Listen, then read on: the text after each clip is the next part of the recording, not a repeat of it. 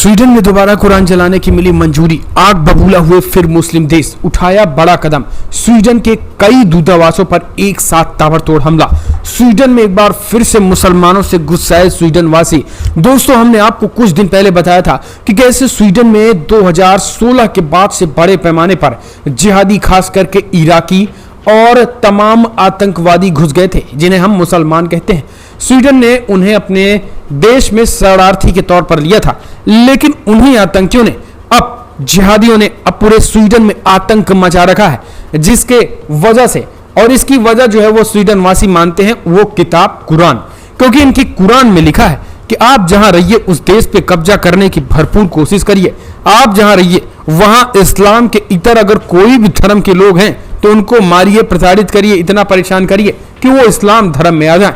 वहां पर सारी वो कुकर्म करिए, लेकिन इस्लाम के लिए आप कुछ भी करिए, सब माफ होगा। ये सारी चीजें इनकी इसी पुस्तक कुरान में लिखी है। यही कारण है कि स्वीडन में लगातार मुसलमान द्वारा आतंकी हमलों के साथ साथ स्थानीय स्वीडिश के लोगों को मारा जा रहा है, जिस वजह से अब स्वीडन के लोग नाराज होकर एक के बाद एक उस दीनी किताब, जिसे पाक के कुरान इस्लाम में कहा जाता है, उस पाक के कुरान को जलाया जा रहा है।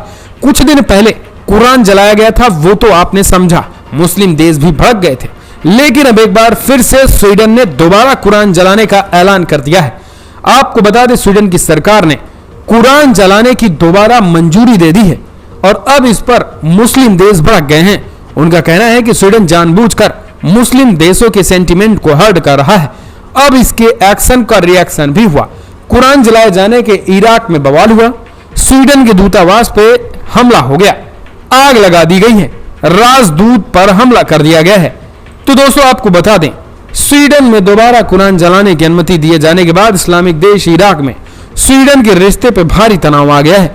गुरुवार की सुबह इराक की राजधानी बगदाद स्थित स्वीडिश दूतावास को प्रदर्शनकारियों ने नुकसान पहुंचाया, परिसर में आग लगा दी, जमकर तोड़फोड़ की। अब खबर है कि इसके कुछ ही घंटों बाद इराक ने स्वीडन के राजदूत को निष्क्रिय कर दिया था। इराकी सरकार ने गुरुवार को कहा है कि प्रधानमंत्री मोदी सिया अल सुहानी के स्वीडन के इराक पे चार्ज अफेयर्स को भी वापस बुला लिया है। इराकी मीडिया में चल रही खबरों के अनुसार इराक में काम करने वाली स्वीडन की टेलीकॉम कंपनी एरिक्स के वर्क परमिट को भी निलंबित कर दिया गया है। पिछले महीने बकरीद के दिन स्वीडन की राजधानी स्टॉकहोम की सबसे बड़ी मस्जिद के बाहर कुरान की एक प्रति को आग के हवाले कर दिया गया था। सलमान मोमिक नाम जिस इराकी शरणार्थी ने बकरीद पर कुरान जलाई थी, पुलिस ने उसे दोबारा इराकी दूतावास के सामने कुरान जलाने की अनुमति दी, जिसे देखते हुए गुरुवार सुबह इराक की राजधानी बगदाद में भारी विरोध प्रदर्शन देखने को मिला। कुरान की प्रति जलाए जाने और फिर दोबारा ऐसे कृत्य के अनुमति दिए जाने से नाराज मुस्लिम देशों ने अब स्वीडन के खिलाफ फिर मोर्चा खोल दिया है। लेकिन इस बात को आप समझिए, जिस मोकबिक ने जिसने कुरान जलाई है, आखिर वो कुरान जला क्यों रहा है, इस बात को भी आप समझिए। क्योंकि दोस्तों, कुरान एक ऐसी पुस्तक है जिस पुस्तक में लगातार जो है वो इस्लाम विरोधी बातें रहती हैं। और इतना ही नहीं, कुरान के नाम पर और कुरान का दीनी ज्ञान ले करके दुनिया भर में आतंक फैलाओ, आपको खुली छूट और 72 हुए मिलेंगे, आपको जन्नत मिलेगा। ये सारी चीजें पाक के कुरान, जिसे इस्लाम पाक के कुरान कहते हैं, उस कुरान में लिखी गई हैं। यही कारण है कि लगातार वो व्यक्ति जो है वो कुरान को लेकर के अपना विरोध प्रकट करने के लिए कुरान को जला रहा है। फिलहाल अब आप कमेंट्स माध्यम से अपने सुझाव दें। जिस तरीके से स्वीडन में लगातार इस्लाम का विरोध हो रहा है और स्वीडन में मुसलमानों को निकालने पर चर्चा हो रही है और स्वीडन में इन जिहादियों की अब सामत आ गई है, इसे आप कैसे देखते हैं? कमेंट्स माध्यम से अपने सुझाव दें। जिस तरीके से स्वीडन में ये सारी चीजें हो रही हैं, वहीं एक और बड़ा डेवलपमेंट तब निकल के आया स्वीडन में, जब स्वीडन को लेकर के मुस्लिम देशों ने कई सामानों को प्रतिबंध लगाना शुरू कर दिया था, जिसके बाद से स्वीडन ने कहा कि अब आगे की कार्रवाई भी होगी और हम इस चीज से तनिक भी संतुष्ट नहीं है। और उन्होंने स्पष्ट कर दिया है कि आने वाले समय में हम मुस्लिम देशों से भी कोई संबंध नहीं रखना चाहते हैं। लेकिन नाटो में जो है, आपको बता दें, कुरान अब नाटो में जो है वो देश शामिल होने जा रहे हैं, तो ये एक बड़ी खबर निकल के आई है। दोस्तों, कमेंट्स माध्यम से अपने सुझाव देना ना भूलें। समाचार एजेंसी रॉयटर्स की रिपोर्ट के मुताबिक इराक के विदेश मंत्री ने स्वीडन के दूतावास पर हमले की निंदा की है, लेकिन मुसलमानों को उकसा करके स्वीडन पे हमले कराए जा रहे हैं। दोस्तों, इन सब के पीछे की वजह क्या है, वो भी यही की कारण है कि यहाँ की सरकार ने इतनी आज़ादी दी कि अब इन जिहादियों के पुस्तकों को भी फूंक दिया जाए तो भी जो है यहाँ की सरकार किसी भी व्यक्ति पे कोई कार्रवाई नहीं करती है।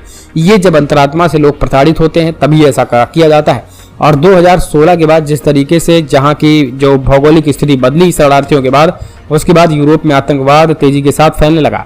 मीडिया रिपोर्ट कहती है कि इन मुस्लिम बाहुल्य क्षेत्रों में शरिया कानून थोपा जाता है।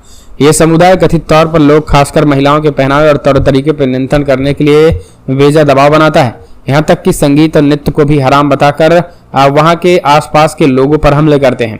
यूरोपीय देश व भारत लोकतांत्रिक व्यवस्था है, धर्मनिरपेक्षता के सिद्धांत पर काम करते हैं और इसी कारण इस्लामिक कट्टरपंथ का इन पर खास फोकस है। यूरोप में शरणार्थी के तौर पर घुसने के बाद वहां बीते एक दशक से आतंकी व उन्मादी घटनाओं में वृद्धि हुई है। स्वीडन ही नहीं, फ्रांस, बेल्जियम और स्पेन तक इसका दुष्प्रभाव दिखा है। जर्मनी, बेल्जियम समेत कई देशों ने खुले दिल से शरणार्थियों के लिए दरवाजे खोले और अब गलती का एहसास कर रहे हैं। यूरोप में मुस्लिम शरणार्थी कुनबा तेजी से बढ़ा रहे हैं। अधिकांश अपने ही तौर तरीकों के साथ अलग कॉलोनी बनाकर रहते हैं। यूरोप में ऐसी मुस्लिम कॉलोनियों की संख्या बहुत तेजी से बढ़ रही है। यहाँ पर अशिक्षिता का स्तर भी, जो शिक्षा का स्तर बहुत नीचे है। यही कारण है कि दंगे होते रहते हैं हमेशा और स्वीडन के लोगों को प्रताड़ित करना रहता है। यानी समझिए, अगर भारत के लिए ये बहुत कुछ सीखने की जरूरत है। जैसे रोहिंग्या बांग्लादेशी को घुसपैठ करा रही है हमारे देश की सरकारें, कुछ तथाकथित सेकुलर पार्टियां, अगर यही हाल रहा तो कुछ दिन बाद भारत में हिंदुओं को भी इसी तरीके से मार के भगाया जाएगा। यूरोपीय संघ के 28 देशों में करीब 2.5 करोड़ मुस्लिम आबादी हैं। कई दशक पहले से वहां कामकाज के सिलसिले में मोरक्को, पाकिस्तान आदि से जाते थे और बसते रहते थे। बीते एक दशक में मध्य एशिया में अफ्रीकी देशों से मुस्लिम शरणार्थियों की संख्या बढ़ी। आंकड़े बताते हैं 2014 के बाद यूरोप में आतंकी घटनाओं में तेजी के साथ वृद्धि भी इसीलिए हुई ताकि 2015 के बाद से जो शरणार्थी तमाम देशों में फैले हैं। हमलों में आईएस और अलकायदा शामिल रहे हैं, लेकिन बाद में वहां लोन वोल्फ हमले यानी अकेले एक व्यक्ति द्वारा गोलीबारी, चाकूबाजी या गाड़ी चढ़ाने के मामले बढ़े हैं। कई हमलों में मुस्लिम भी शामिल हैं। तो चलिए जरा उन हमलों का भी जिक्र कर लेते हैं और फिर आप समझ जाएंगे कि स्वीडन क्यों इतना प्रताड़ित है और स्वीडन ने अब क्यों गोली मारने के आदेश दिए हैं। मुख्य आतंकी हमले 2014 में बेल्जियम में यहूदी संग्रहालय पर हमला यूरोप में सीरिया से लौटे जिहादियों द्वारा किया गया पहला आतंकी हमला था। नवंबर 2015 यूरोप में फ्रांस में पेरिस में एक हमला हुआ था आतंकी, जिसमें 130 लोगों की मौत हुई थी। जुलाई 2016 में फिर से फ्रांस के नाइस शहर में आतंकी हमले हुआ था, जिनमें 86 मारे गए थे। जून 2016 में आतंकी हमला अताकुर एयरपोर्ट पर हुआ था, जहां 45 लोग मारे गए थे। मार्च 2016 में ब्रसेल्स में बम धमाका हुआ था, जिनमें 32 मारे गए थे। मई 2017 में मैनचेस्टर एरिना में बम विस्फोट पर 22 लोग मारे गए थे। और स्वीडन में भी आतंकी हमले हो चुके हैं। तो इस वजह से इन आतंकी हमलों को देखते हुए दोस्तों, अब स्वीडन ने सीधे तौर पर इन कट्टरपंथियों को सबक सिखाने का ऐलान कर दिया है। फिलहाल इस वीडियो में इतना ही। जय हिंद, वंदे मातरम।